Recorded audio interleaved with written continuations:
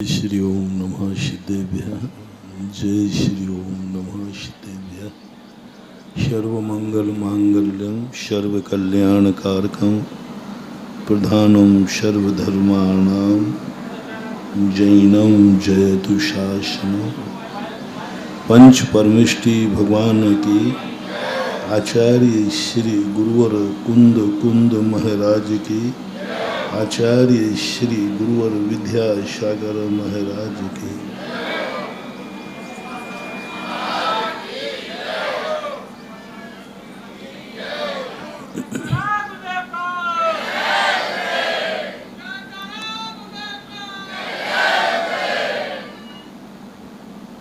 प्रकृति ने कुछ ऐसे सिद्धांत बनाए हैं या नेचुरल रूप से बने हैं जिनमें कुछ अधिकार तो प्रकृति ने स्वयं अपने हाथ में लिए हैं और कुछ अधिकार मात्र 6 द्रव्यों में से जीव को दिए। 4 द्रव्यों को कोई अधिकार लेने की जरूरत नहीं है क्योंकि वो शुद्ध होते हैं। उद्गल द्रव्य जो है कुछ अधिकार चाहता नहीं है और उसके पास कोई अधिकार है भी नहीं। लेकिन जीव द्रव्य 6 द्रव्यों में एक ऐसा द्रव्य है जिसे प्रकृति ने कुछ ऐसे अधिकार दे दिए कि वह चाहे तो सारी सृष्टि को सुखमय बना सकता है, चाहे तो दुखमय बचा सकता है। सुख और दुख की जो बात है वो जीव द्रव्य में है। अच्छे और बुरे की बात है जो जीव द्रव्य में है। विकास और विनाश का जो अधिकार है वो जीव द्रव्य को है। प्रकृति को कोई बहुत अच्छा बनाना चाहता है तो जीव बना सकता है। प्रकृति को बहुत गंदा बनाना चाहे तो जीव बना सकता है। प्रकृति ने 2 अधिकार अपने हाथ में लिए। एक जन्म का, तुम्हें संसार में है तो जन्म तो लेना ही पड़ेगा, और एक दिया है मृत्यु का, तुम्हें मरना पड़ेगा। जन्मना तुम्हें निश्चित है, मरना तुम्हें निश्चित है। ये 2 अधिकार प्रकृति ने हमें और आपको नहीं दिए। बस अधिकार दिया है कि इन दोनों के बीच की जो जिंदगी है वो जिंदगी तुम अपने तरीके से जी सकते हो, जैसी चाहो वैसे जियो। जन्मने और मरने के लिए तुम्हारा अधिकार नहीं, लेकिन जीवन का जो अधिकार है वो हमारे हाथ में है। हम चाहें तो इतनी अच्छी जिंदगी जी सकते हैं कि सारा जगत उस जिंदगी को आदर्श मान ले। हम चाहें तो इस जिंदगी को इतना गंदा कर सकते हैं कि कोई व्यक्ति हमारा नाम लेना भी पसंद न करे। ये प्रकृति से नहीं है। किस्मत कोई चीज नहीं होती, भाग्य कोई चीज नहीं होता। भाग्य तो हमारे द्वारा ही लिखी हुई एक कहानी है, हमारे द्वारा लिखी हुई एक किताब है जो हमने कल लिखी थी। आज वो हमारा भाग्य बन गया, और आज जो हम लिखेंगे वो कल का भाग्य हो जाएगा।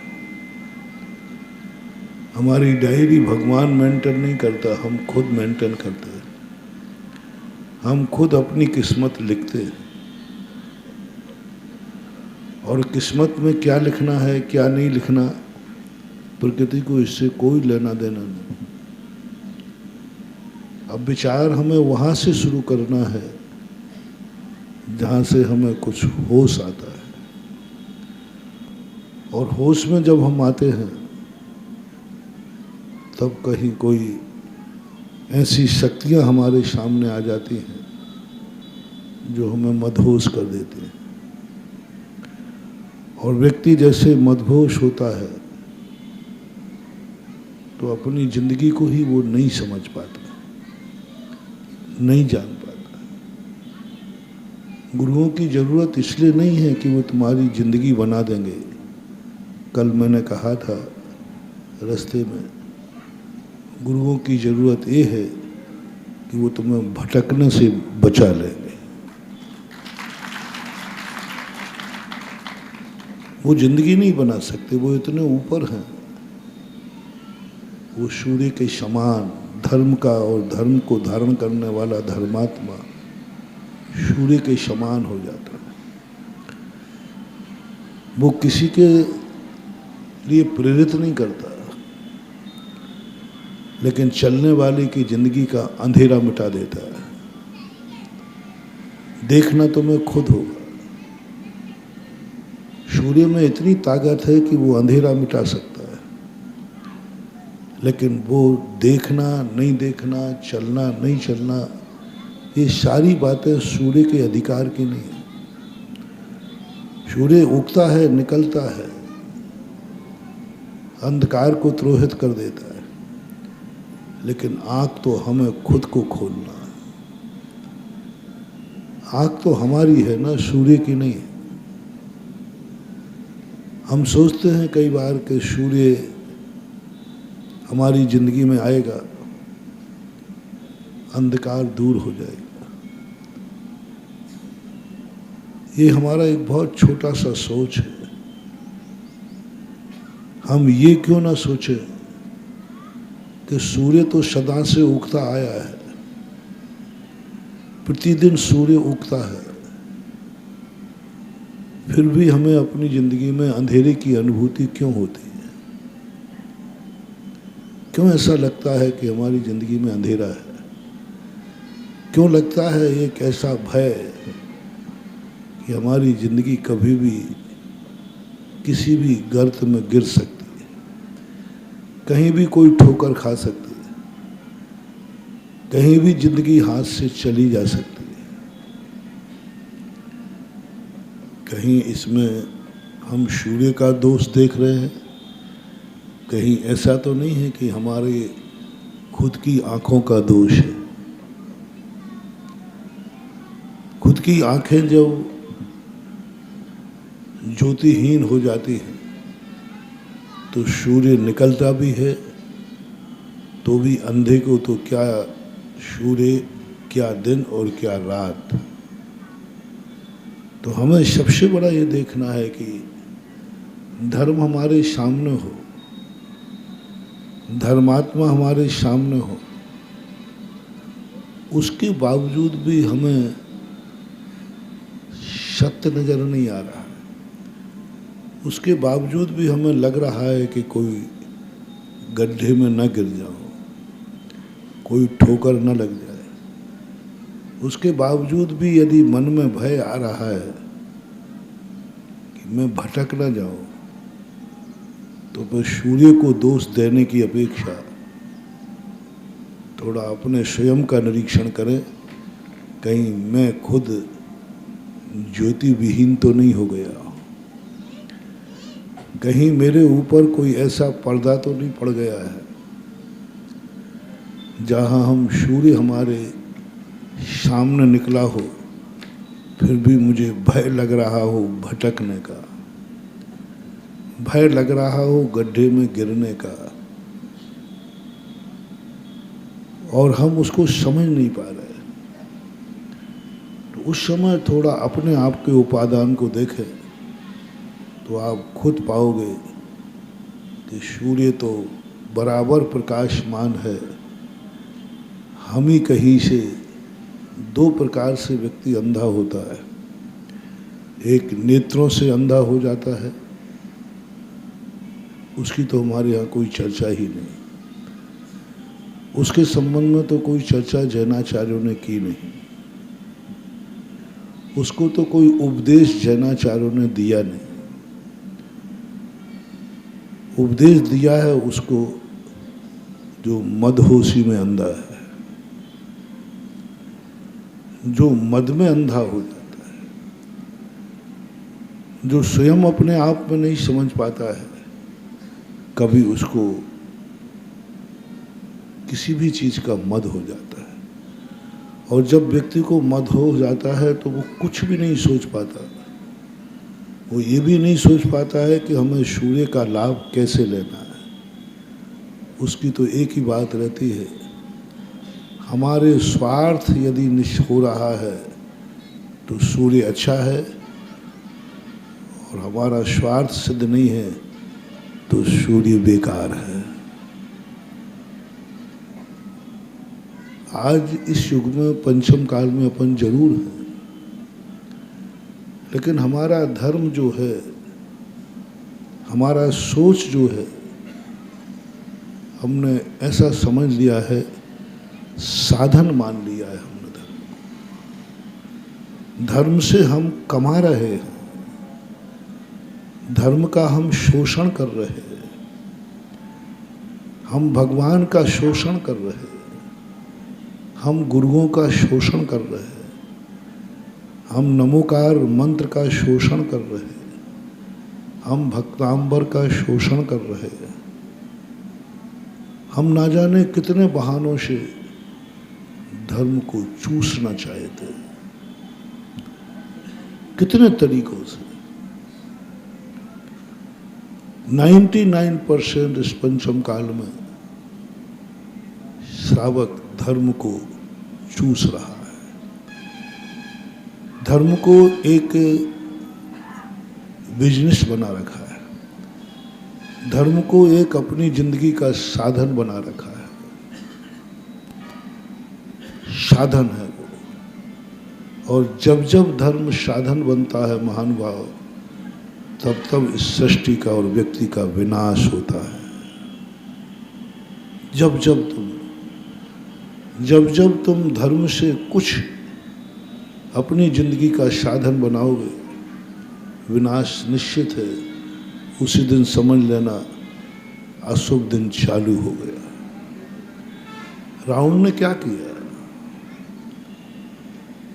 रावण बहुत बड़ा धर्मात्मा था, धर्म करने वाला था। धर्मात्मा ना कहती धर्म, उस जैसा धर्म, उस जैसी भक्ति, उस जैसा समर्पण। कैलाश पर्वत के ऊपर जो 1 माह तक रावण ने जो मुनियों की सेवा की है, आज तक वैसी कोई सेवा नहीं कर पाया।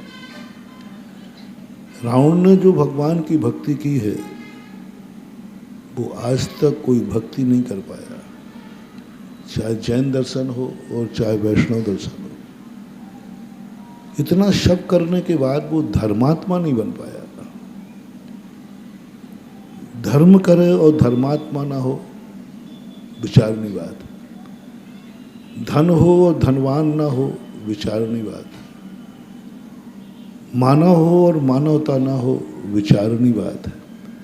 साधु हो और साधुता ना हो, विचारनी बात है।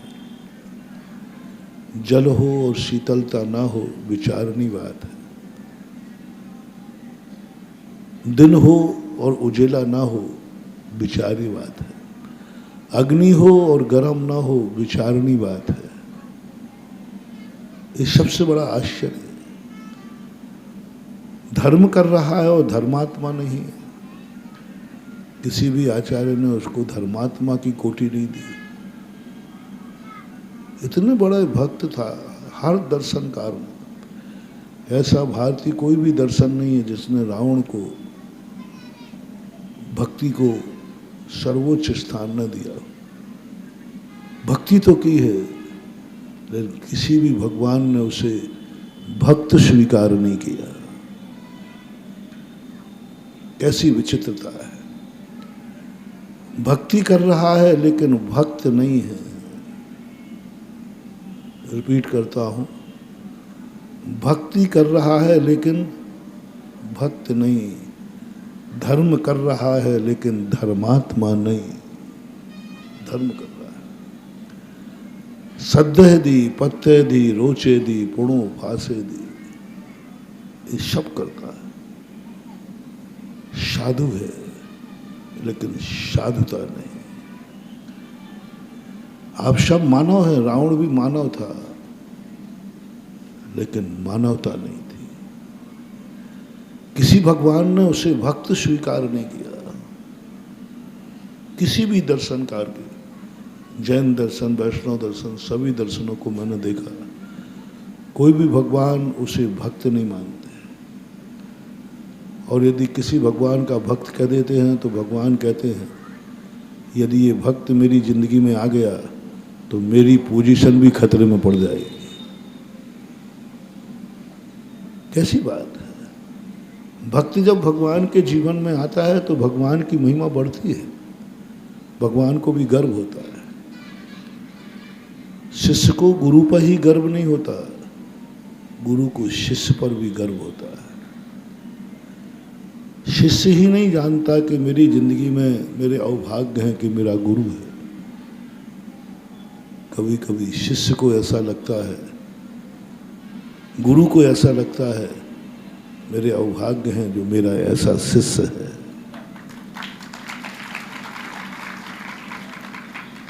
विशेषता यह कभी मत मानना कि तुम्हारे कितने अच्छे पिता हैं, तुम्हें अपने पिता पे गर्व है। मेरे पिता बहुत इज्जत वाले थे, मेरे पिता बहुत अच्छे थे। लेकिन तुम कितने भी पिता का गुणगान करो, कितने भी गुणगान करो, तुम एक अच्छे बेटों में नहीं आओगे। पिता की आज्ञा मानोगे, पिता के गुणानुवाद करोगे, पिता के लिए तुम सब कुछ करोगे,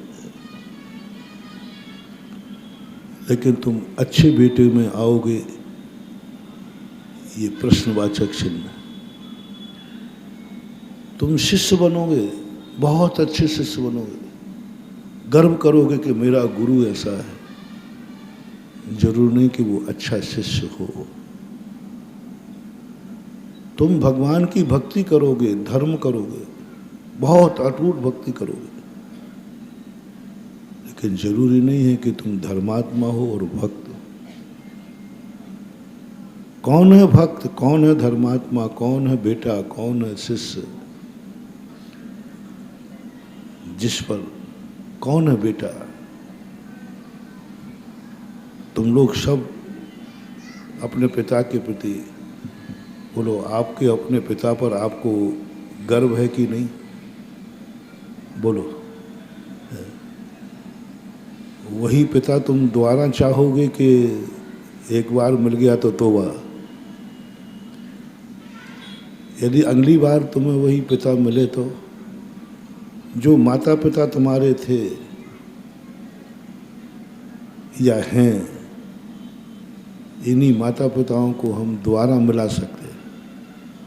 मेरे पास एक ऐसी जड़ी बूटी है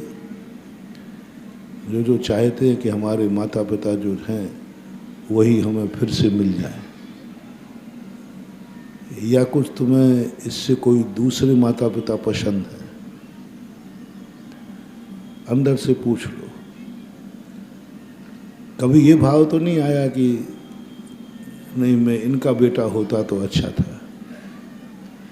आ सकता है, कोई बड़ी बात नहीं।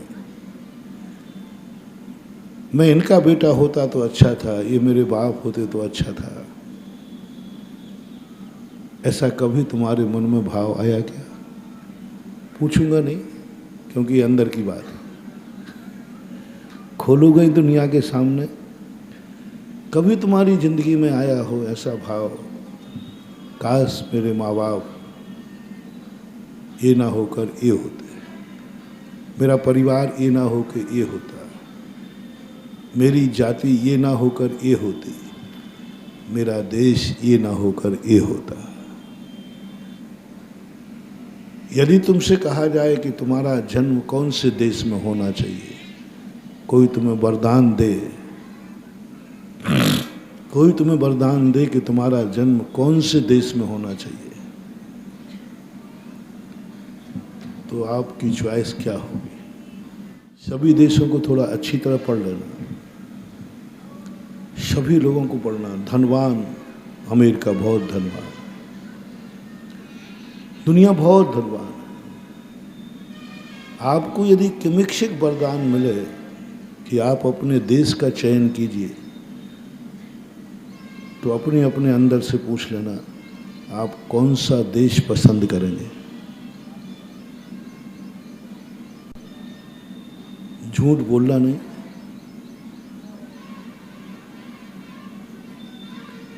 अंदर की बात है, नोट कर लेना। लो, और मैं मंत्र देता हूं, वह देश तुम्हें मिलेगा। फिर अभी और बता दूंगा मैं, देश तुम्हें कौन सा पसंद है। और यदि भारत में रह करके कोई दूसरा देश पसंद आ रहा है,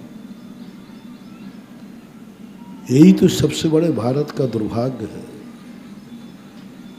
भारतीय व्यक्ति का सबसे बड़ा दुर्भाग्य है कि ये जहां है, जिसके साथ है, उसमें संतुष्ट नहीं। आज विश्व के सबसे ज्यादा एनआरआई कौन है? सबसे ज्यादा एनआरआई कौन से हैं? भारतीय लोग। एक भी मुल्क का देश नहीं है जहां एनआरआई ना हो भारत के। क्यों? क्यों? क्योंकि भारत देश उनको पसंद नहीं है। भली भारत में जन्मे, उनकी इच्छाएं इस प्रकार की हैं कि वो भारत में उनकी पूरी नहीं होती। भारत तुम्हारी दृष्टि में बहुत जीरो है। कितने में तुम भारत को बेच दोगे? कितनों में तुम भारत को छोड़ दोगे? कितने में? मैं सदा उदाहरण दिया करता हूं। एक विद्यार्थी है, भारत में रहेगा तो उसे 5 लाख रुपए का पैकेज है,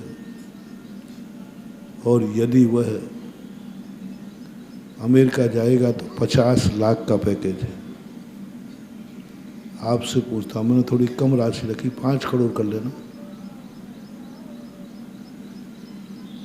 आपका बेटा क्या चयन करेगा?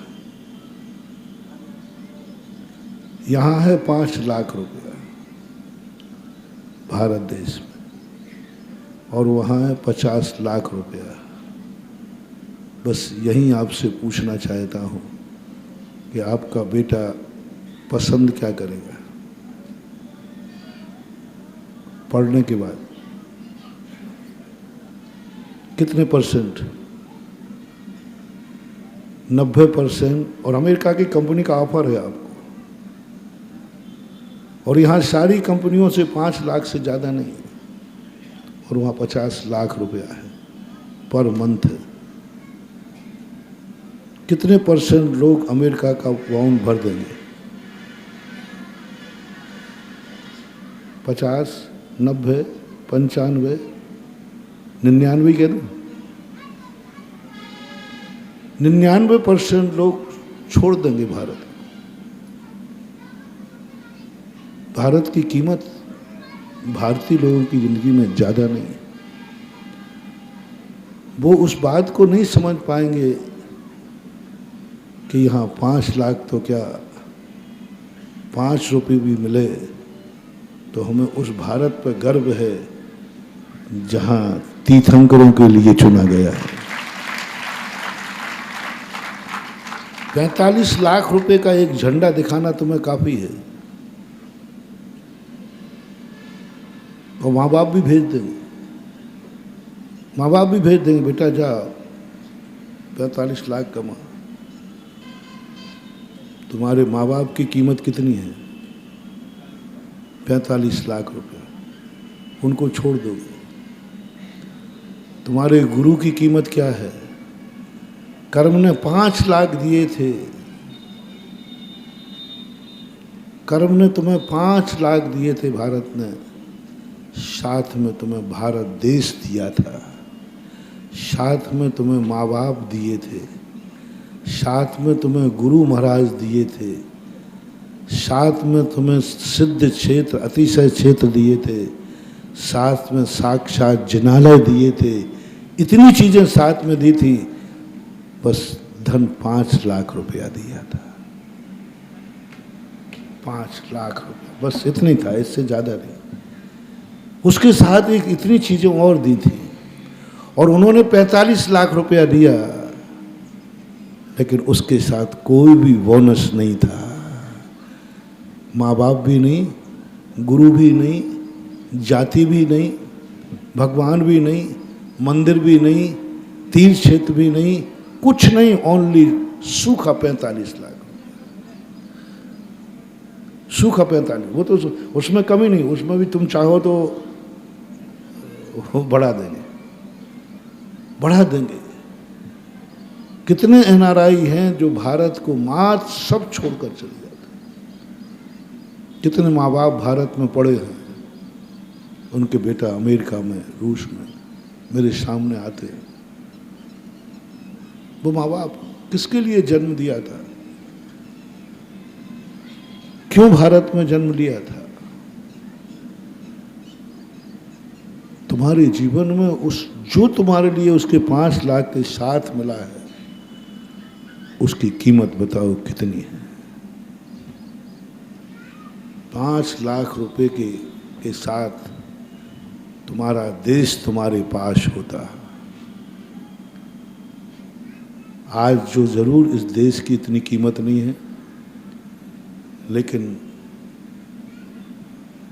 यदि तुमने कहा कि नहीं 5 लाख तो क्या, हमें 2 टाइम की भी रोटी मिलती है तो भी मैं भारत में रहूँगा, तो कर्म एक दिन इसी भारत में उस समय जन्म देगा जिस समय साक्षात तीर्थंकर यहाँ होंगे।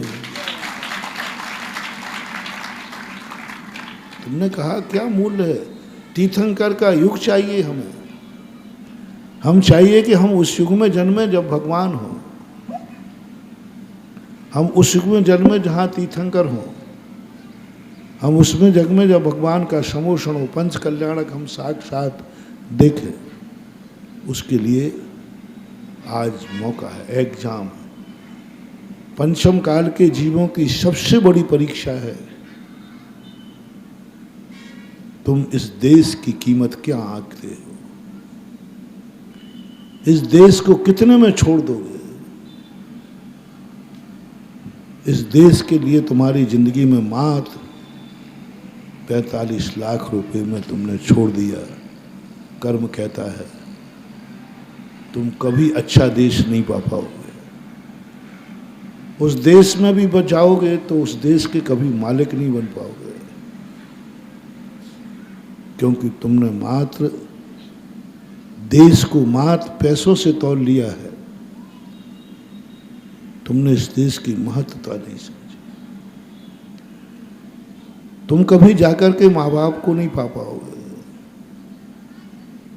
मैं सदा कहता हूं, तुमने मात्र माँ बाप को कितने के लिए छोड़ दिया जो अनमोल थे। तुम्हारे माँ बाप की कीमत तुमने बता दी। तुमने बता दी उस देश की कीमत जहां गुरुओं का विहार होता है। उस देश में चले गए जहां मुनि महाराज जा नहीं सकते। तुमने बता दी एक मंदिर की भगवान की औकात। भगवान तेरी मेरी जिंदगी में ज़्यादा वक़्त नहीं है। जिस दिन कोई हमें 45 लाख रुपया दे देगा, ये मंदिर जाना छूट जाएगा। छोड़ दोगे, एक छोड़ दोगे, सब कुछ संस्कृति संस्कार सब छोड़ दोगे। तो फैसला कर लेना, तुमने इनको अपनी जिंदगी का मात्र साधन माना है, अपने जिंदगी के जीने का आधार माना है। मात्र तुम इनको उपयोग कर रहे हो, और ना ही तुम्हारे मन में ये भाव है कि ये भगवान है। तुम्हारी दृष्टि में भाव है ये भगवान मेरे लिए है, एक जैसे कि तुम्हारे नोट होते हैं, गाड़ी होती है, डॉक्टर होता है। 90% लोग अपने पिताओं को यूज करते हैं। हमने एक बार क्वेश्चन में कहा था, तुम्हें देश चाहिए या देश से चाहिए? देश चाहिए या देश से चाहिए? यदि से चाहिए है, आप देश छोड़ दोगे, क्योंकि हमारे देश के पास कुछ नहीं है मात। और जिस व्यक्ति के मन में ये भाव आ जाए, मुझे देश से नहीं चाहिए, मात देश चाहिए। से शब्द जब भी तुम्हारे किसी गार्जियन, किसी भी वस्तु के संबंध में से शब्द आ जाए, समझ लेना हम उस वस्तु का यूज कर रहे हैं, शोषण कर रहे हैं, साधन बना रहे हैं। वो हमारी ज़िंदगी में कभी सुख नहीं दे पाएगा। हमारा उसी दिन से डाउनफॉल चालू हो जाएगा। किसी भी वस्तु को, किसी भी वस्तु से शब्द लग गया। मैंने एक बार उदाहरण दिया था, एक कमरे में खड़ा एक पेड़ है, उससे भी हम एनर्जी ले सकते हैं। आप पेड़ से चाहते हैं या पेड़ को चाहते हैं? 90% लोग पेड़ लगाते हैं, किसके लिए? पेड़ से चाहिए, पत्ते मिलेंगे, फूल मिलेंगे, सुंदरता मिलेगी, गार्डन मिलेगा, सब कुछ। मैं उसके लिए मना नहीं कर रहा। आप से लगाइए। एक पौधा मेरे कहने से हटा दीजिए, एक गमले में एक पौधा लगाइए। मुझे इससे कुछ भी नहीं चाहिए, मात इसको मैं हरा भरा देखना चाहता हूँ, बस उसको। बहुत बड़ा मोटिवेशन महान हुआ। कुछ नहीं चाहिए मुझे इससे, ना फल चाहिए, ना पत्ते चाहिए, ना फूल चाहिए, ना सुंदरता चाहिए, बस मैं इसको हरा भरा देखना चाहता हूँ। मात इसके लिए जीता देखना चाहो। खाद इसलिए मत दो कि तुम्हें कुछ वो फल दे देगा। मात इस पेड़ को, इस पौधे को मैं हरा भरा देखना चाहता हूँ। कोई भी मेरे मन में कोई तमन्ना नहीं। बाहर यदि तुम गए तो तुम्हें एक टेंशन होना चाहिए कि आज पौधे को पानी कौन देगा। ऐसी ही तड़प होना चाहिए कि आज पानी नहीं डाला, जैसे आपको 1 घंटे पानी नहीं मिले तो आप तड़प जाते, भाई बहुत प्यास लग रही है। ऐसा ही तुम तड़प जाना उस पेड़ को, आज पानी नहीं मिला होगा, तुम उसके लिए हो जाओ। और मैं कुछ नहीं चाहता, इसको मात हरा भरा देखना। 6 महीने आप करिए, वो पेड़ दुआ देना चालू करेगा। वो कहेगा बस मेरा मालिक सदा फलता फूलता रहे, मेरा मालिक सदा फलता फूलता रहे। लेकिन कब तुम उसका शोषण करते हो, वो तुम्हारा करेगा। तुम चाहते हो इससे मुझे कुछ मिल जाएगा, तो वो भी चाहता है कि इससे मुझे कुछ मिल जाएगा। और जहाँ लेन देन होगा वहाँ खींचातानी चालू होगी। वो तुम्हारा शोषण करेगा, तुम उसका करोगे। और आज प्रकृति यही कर रही है। तुम प्रकृति का शोषण करते हो, प्रकृति एक दिन में तुम्हारा नाश कर देती है, शोषण कर देती है, किसी बहाने से कर लेती है। क्योंकि हम शोषण कर रहे हैं प्रकृति को। और शोषण करने वाला व्यक्ति एक व्यापारी के समान होता है। जैसे एक ग्राहक होता है, वो सोचता है कम से कम दाम में वस्तु मिले, और दुकानदार सोचता है कि अधिक से अधिक दाम में वस्तु बिके। दोनों की नीयत एक दूसरे को काटने की है। जितना ज़्यादा मैं कम करा सकूं, ग्राहक कहता है उतना अच्छा है, और व्यापारी कहता है जितना ज़्यादा मैं कमा सकूं। ये चल रहा है। आज प्रकृति को हमने इतना शोषण कर लिया कि प्रकृति हमारा शोषण करने के लिए बैठी है। एक भी वस्तु ऐसा नहीं है जो हमारा नाश करने के लिए नहीं बैठी हो। हवाएं भी हमारा नाश करने पर तुली है। क्यों नहीं, हमने हवाओं का नाश कर दिया। हम कभी नहीं सोचते कोई कार्य करते समय कि हवाओं का नुकसान तो नहीं हो रहा है, क्योंकि वो हमारी प्राणवायु देते हैं। हम कभी नहीं सोचते। हम पानी पीते हैं, हम कभी नहीं सोचते हैं कि जल गंदा तो नहीं हो रहा है। देख लीजिए आज तुम्हारे सारे भारत की नदियां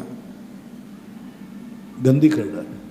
हमने सोचा नहीं कि गंगा पवित्र है, ये यमुना पवित्र है, हमने उनको गंदा कर दिया, वो हमें गंदा करेंगे। हमने उनको मिटा दिया, वो हमें मिटाएंगे। टेट फॉर टेट, जिंदगी का एक सिद्धांत बना लेना। जैसा अपन सोचते हैं वातावरण वैसा ही बन जाता है। एक पौधे से भी हम चाहें तो इतनी बड़ी ताकत, वो पौधा हमें फलता फूलता देखने की दुआ मांगेगा। आप कहीं बाहर जाएंगे,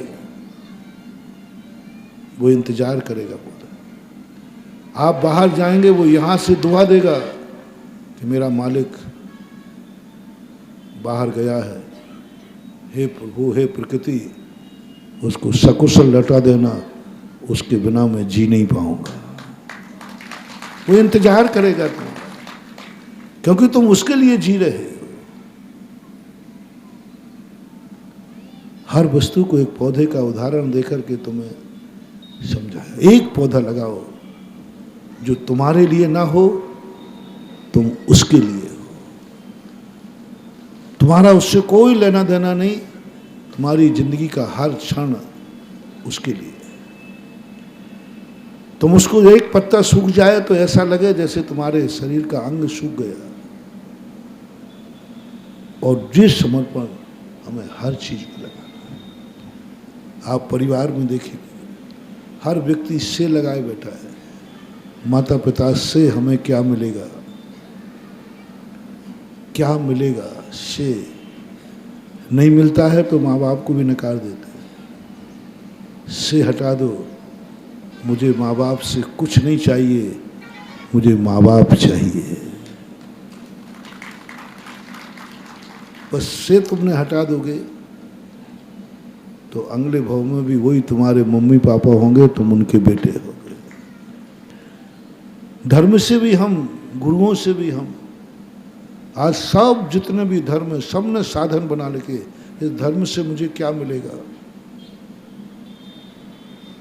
धर्म से मुझे क्या मिलेगा, भगवान से मुझे क्या मिलेगा, गुरुओं से हमें क्या मिलेगा। हमने अच्छे अच्छे मुनि भक्तों को, अच्छे अच्छे मुनि भक्तों को, जय जय गुरुदेव कहने वालों को, कट्टर मुनि भक्तों को मुंह फेरते देखा है। क्यों? उनको कुछ मिला नहीं। गुरुओं से भी हर व्यक्ति कुछ ना कुछ चाह रहा है, कुछ ना कुछ कमाना चाहता है। मुझे क्या मिला? वो गुरुओं को इज्जत देना नहीं चाहता है, गुरुओं से इज्जत कमाना चाहता है। वो गुरुओं की सेवा नहीं करना चाहता, उस सेवा के माध्यम से अपने मान की पुष्टि करना चाहता है, अपने अहंकार की पुष्टि करना चाहता है। चतुर्मास कराते समय तुम्हें ये मतलब नहीं है कि महाराज का चतुर्मास होना है, तुम्हारा ये मतलब है, आप ही बोल दो ना, मेरी अगुवाई में चतुर्मास हो, बस यही तुम्हारे विनाश का कारण है। गुरु का चतुर्मास हो, गुरु की उपलब्धि हो, इससे कोई ताल्लुक नहीं। ताल्लुक है कि मुझे इस चतुर्मास से क्या मिलेगा, मेरा स्टेटस बढ़ेगा कि नहीं, मुझे हुकूमत मिलेगी कि नहीं, मेरी चलेगी कि नहीं। यदि आपको महाराज से कुछ मिल जाए ना, और महाराज से थोड़ी आपकी इज्जत बन जाए, तो मैं उसके लिए महाराज नहीं रहूँगा, भगवान, भगवान आए थे, भगवान पधारे थे, साक्षात भगवान। मैं समझ देता हूँ कि चमचे को कुछ ना कुछ मिल गया है, मैं समझ जाता हूँ कि चमचे को कुछ ना कुछ मिल गया है, तभी मैं तो महाराज हूँ और ये मुझे भगवान बना रहा है। इसका अर्थ इस चमचे को कुछ ना कुछ मिल गया है।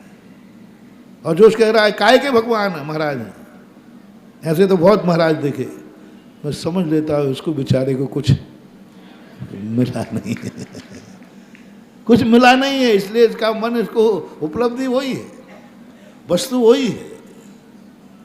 बंधु हम खो देते हैं वस्तु का मूल्य, हम साधन बना लेते हैं,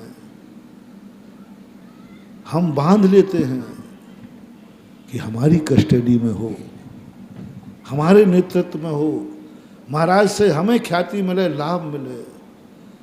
एक बार महानुभाव गुरु से हटा के देखो, जन्म जन्म तक का वरदान मिल जाएगा। मुझे कुछ नहीं चाहिए, मुझे महाराज चाहिए, बस एक ही चीज है। कहाँ चाहिए? क्यों? ज्ञान तीर्थ कोई बुरा है क्या? कोई मुरैना कोई बुरा है क्या? एक आवाज, पहली सबसे व्यापक आवाज, मुझे कुछ नहीं चाहिए, महाराज जहां चतुर्मास करें दुनिया में महाराज रहना चाहिए, बस इतनी सी बात है। कहीं रहे महाराज हैं, बस एक बात होना चाहिए, महाराज इतने में संतोष नहीं है, आप थोड़ा सा क्लोज कर दो, थोड़ा सा। हम लोग इतने व्यापक नहीं हैं। व्यक्ति की तमन्ना क्या होती है कि जब आकाश की तरफ देखता है तो सोचता है कि अरे कुछ भी नहीं है, तो सोचता है भगवान आकाश में बादल तो दिख जाए। एक समय वो था जब यहाँ के आप लोग श्रावक, राजा महाराजा खोजते थे कहीं मुनिराज मिल जाए, कहीं भी XYZ ये समाचार मिल जाए कि भारत में मुनिराज हैं, बस इतना सा चाहिए, कुछ नहीं चाहिए था। जैसे जब अकाल पड़ता है तो लोग कहते हैं एक बादल का टुकड़ा ही दिख जाए बादल में, तो बड़ी सस्ती मांग है, बहुत छोटी सी मांग है। महाराज कहीं भी रहे दुनिया में, महाराज रहना चाहिए। हमारा देश भारत साधु से खाली नहीं होना चाहिए। हाँ, शास्त्र में हमारे श्लोक भक्त करते थे, हमें कुछ नहीं चाहिए, आकाश में बादल तो दिख जाए, थोड़ी आशा की किरण आ जाए। तो प्रकृति ने कहा चलो बादल दिख जाए, बादल दिख गया, बादल दिखा दिया। अब व्यक्ति कहता है बादल देखने से क्या होता है, बरस जाए तो बात बने। उसका बड़ा धर्मात्मा है, कुछ ये नहीं कह रहा, बरस जाए। पानी बरसने लगा, बोले बरस गया तो क्या हुआ, कुओं में पानी भरे तो बात बने। कुएं भर गए। अब कुएं भरने के बाद सोचता है कि कुएं से क्या होता है, मेरे हंडे में पानी आवे तो बात बने। हंडे में पानी आ गया, बोले हंडे के पानी से क्या मतलब, मेरे गिलास में पानी आवे तो बात बने। गिलास में पानी आ गया, गले में पानी जावे तो बात बने। अंत में कहाँ आ गया? यही तुम करोगे दुनिया में। आप भाई उस समय के लोगों से मैंने पढ़ा, वो कहते कहीं भी महाराज हों, महाराज का नाम चाहिए कि महाराज दुनिया में हैं। राजा महाराजा खोजने को भेजते थे कि जाओ महाराज दिखने लगे। अब महाराज कहते नहीं, महाराज हैं, इससे कोई मतलब नहीं है, हमारे प्रांत में हो। प्रांत, जब मैं राजस्थान में था लोग कहते महाराज जी आप मध्य प्रदेश चलिए, किसी ने आगरा भागरा के कोई श्रीफल नहीं देता, बस एक ही कहते थे महाराज हमारे उत्तर प्रदेश में चलिए। अभी जब मैं MP में था तो उत्तर प्रदेश का श्रीफल चढ़ता था। एक ही बार महाराज आप उत्तर प्रदेश में तो पधारो। तो मैंने कहा बड़े अच्छे लोग हैं यहाँ, तो इतना बड़ा भाव कर दे। उत्तर प्रदेश में आ गया, बोले महाराज मज़ा नहीं आया है? मज़ा नहीं आया। अब मुरैना पधारो, आप तो बात बने। चलो भाई मुरैना आ गया, महाराज मुरैना में मज़ा नहीं आया, आप अंदर मुरैना में आओ तो बात, कुछ बात बने, अंदर आओ तो बात बने। ऐसे ही अब वो मज़ा नहीं आ रहा है। एक आवाज़, मुझे कुछ नहीं चाहिए, मुझे आगरा में महाराज चाहिए। सब कहने की बातें हैं, सब कहने की बातें हैं, सबके टारगेट बने हुए हैं। छिपी टोला वाले सोचा महाराज, हरि पर्वत वाले सोचा महाराज, और अभी मैं कह दूं कि कमला नगर, अरे कमला नगर सिर के बल चलेंगे अभी आ रहा। सबके मन में एक अलग हो जाता है, एक विस्तृत रूप बने कि नहीं मुझे कुछ नहीं चाहिए, मुझे आगरा की सीमा में महाराज चाहिए, मुझे कुछ नहीं चाहिए। मेरी कमेटी हो या मेरी परिषद हो या मेरी संस्था हो या मैं हूं, नहीं, महत्व इसका नहीं है, महत्व मेरे महाराज का है। कौन कस्टडी में है, कौन की अगवानी है, कौन करने वाला है, कौन कराएगा चतुर्मास, से सवाल ही नहीं उठता। और धुन लो कान खोल करके, मैं कमेटियों के चतुर्मास कभी करता नहीं। जो कमेटियों में होते हैं, वो पदाधिकारी होते हैं, वो मेरा कमंडल नहीं छुपाते। मैं उनसे ना तो उनसे कमंडल छुआता हूँ, ना उनसे आहार लेता हूँ, ना उनसे भैयावृत्ति कराता हूँ। मैं कहता हूँ तुम्हारा बिल तो तुम्हें मिल गया, तुम पदाधिकारी बन गए ना, तुम्हारा काम हो गया। ये कमंडल तो श्रावकों का है, ये गुरु तो श्रावकों का है, ये चरण तो श्रावकों के लिए है।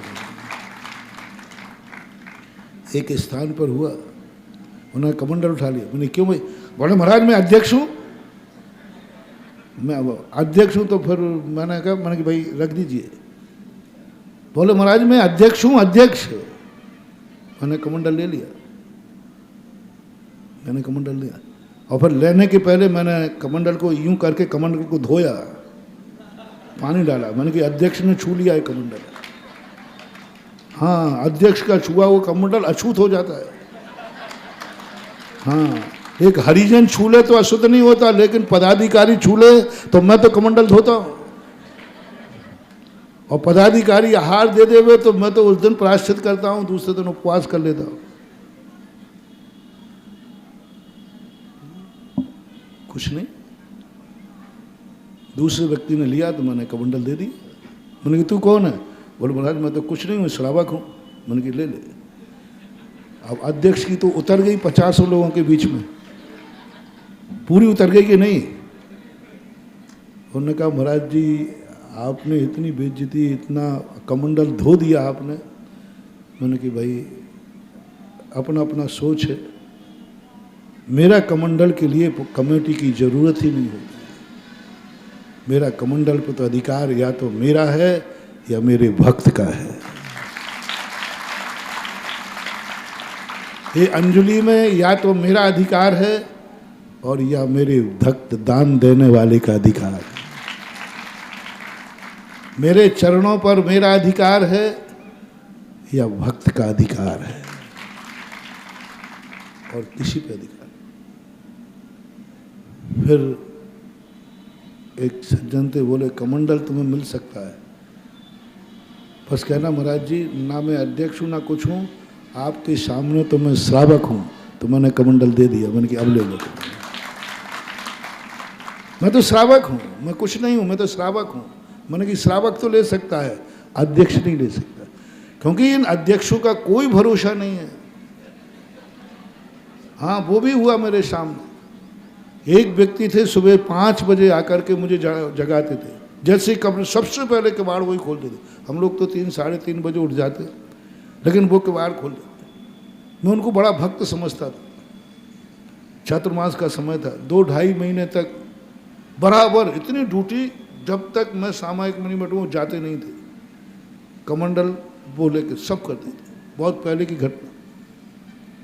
एक दिन हुआ, दूसरे दिन से उनका आना बंद हो गया। मैंने कहा आज क्या बात है, वो दिख नहीं रहे फलाने चंद। अब जिसके जो विशेष रूप से श्रद्धा हो, तो मुझे लगा कहीं ऐसा तो नहीं है कि कोई अनहोनी हो गई हो, कोई दुर्घटना हो गई हो, कुछ हो गया हो। तो मैंने कहा कैसे पूछूं किसी से कि कोई दुर्घटना तो नहीं हो गई, थोड़ा अच्छा भी नहीं लगता। तो आज हो गया। दूसरे दिन मैंने पूछ लिया, मैंने कहा साहब, बोले महाराज जी आपको मालूम नहीं कल रात में चुनाव हो गए, कल रात में चुनाव हो गए, तो जब तो नया अध्यक्ष आ गए, अब वो तो चले गए। मैंने कही वो चले गए, बीच चतुर्मास में महाराज भी चले गए, वो व्यक्ति चला गया, वरना फिर वो आया ही नहीं, मैं इंतजार कर रहा हूं उसका, क्योंकि कल चुनाव हो गए। बोलो महाराज श्रावकों के हैं या कमेटियों के? कमेटियों के होंगे तो वे ऐसे ही बीच मझधार में छोड़ देंगे, चुनाव हो गया। हम महाराज अकेले, जैसे पुलिस वाले होते ना, पुलिस वाले चलते हैं, एक एक पुलिस वाले जब चलते हैं तो कई स्थानों पे कोई अपना व्यक्ति पड़ जाए ना, एसपी आदि, तो ऐसी व्यवस्था कर रहे थे, एक साइकिल वाले को नहीं निकलने दे रहे थे, बोले रुक जाओ आप यहीं पर, महाराज जी आ रहे हैं। और मैंने कही पुलिस वाले तो बड़े अच्छे भक्त थे, एक साइकिल कुछ नहीं, थोड़ू से जाकर बिल्कुल सबको रोक देते थे। मैं पुलिस वालों से प्रभावित हुआ, मैंने कहा अच्छी मेहनत कर रहे हैं, तो कितना बढ़िया बिहार करा रहे। एक नदी आई भी, सबके सब रुक गए। मैंने क्यों? बोले महाराज देखो ये लिखा थाना सीमा खत्म। मैंने कहा भैया अभी भी हाईवे है, अभी भी कोई घटना हो सकती है। बोले महाराज जी आई एम सॉरी प्लीज, हमारे एरिया में घटना नहीं होना चाहिए थी, अब आप चाहे मरो चाहे जिंदा रहो, हमें कोई फर्क नहीं पड़ता। मैंने क्यों? बोले यहाँ हो जाती तो हमारी नौकरी का सवाल है, अब आगे हो तो आगे थाने वाली की नौकरी का सवाल है, अपन तो बरी हो गए, एक कदम आगे नहीं चले। मैं समझ गया कि दुनिया की कस्टडी में रहे तो बेटा नदी पार और नदी, थाना बदल गया, थाना बदल गया, एरिया बदलता है, तुम्हारा माहौल भी बदल जाता है, कमेटियां बदलती हैं, तुम्हारे माहौल बदल जाते हैं। तुम यूज कर रहे हो महाराजों को कि मुझे ये मिलना चाहिए, मुझे ये, गुरु को चाहो, गुरु से मत चाहो, सब कुछ पा जाओगे। पांडवों ने एक ही बात कही थी, कौरवों ने कहा, जब दो भाग उन्होंने किए तो कौरव से क्या कहा था, क्या चाहिए तुझे? उसने कहा हमें आपसे सारी सेना चाहिए, दे दी। पांडवों ने पूछा अब मेरे पास क्या बचा है, क्या चाहिए? मेरे पास अब कुछ भी नहीं बचा, सब दुर्योधन ले गया। तो धर्मराज ने क्या कह दिया था अर्जुन से, वो जानते थे, तुमसे मत मांगना, तुम्हें कहना आपसे मुझे कुछ नहीं चाहिए, मुझे आप चाहिए। विजय किसकी हुई? से वाले की कि आप वाले की? आप वाले की। विजय वो होता है, वो कमा लेता है जो कहता मुझे श्री कृष्ण से कुछ नहीं चाहिए, मुझे श्री कृष्ण चाहिए। मैंने कहा मैं क्या करूंगा युद्ध में, मेरे पास कोई शस्त्र नहीं है, मैं सुदर्शन चक्र। बोले कुछ नहीं। बोले तुम क्या करोगे मुझे ले जाकर, हारोगे? बोले मैं आपके सामने हारना चाहता हूं, मरूंगा तो आपके सामने मरूंगा, हारूंगा तो आपके सामने मरूंगा। मेरी कोई तमन्ना नहीं कि आप मेरे लिए लड़ना, बस मैं तो कहता हूं जो कुछ भी मेरी जिंदगी में घटे वो आपके सामने घटे, इतनी सी मेरी बात है। यदि ये विस्तृत हृदय अपना आ गया तो आज भी धर्म में चमत्कार है, आज भी गुरुओं में चमत्कार है, आज भी तुम एक भक्त बन के देखो। भक्ति कर रहे हो लेकिन भक्त नहीं हो, धर्म कर रहे हो धर्मात्मा नहीं हो। रावण की भक्ति भक्ति थी लेकिन वो भक्त की कोटि में नहीं।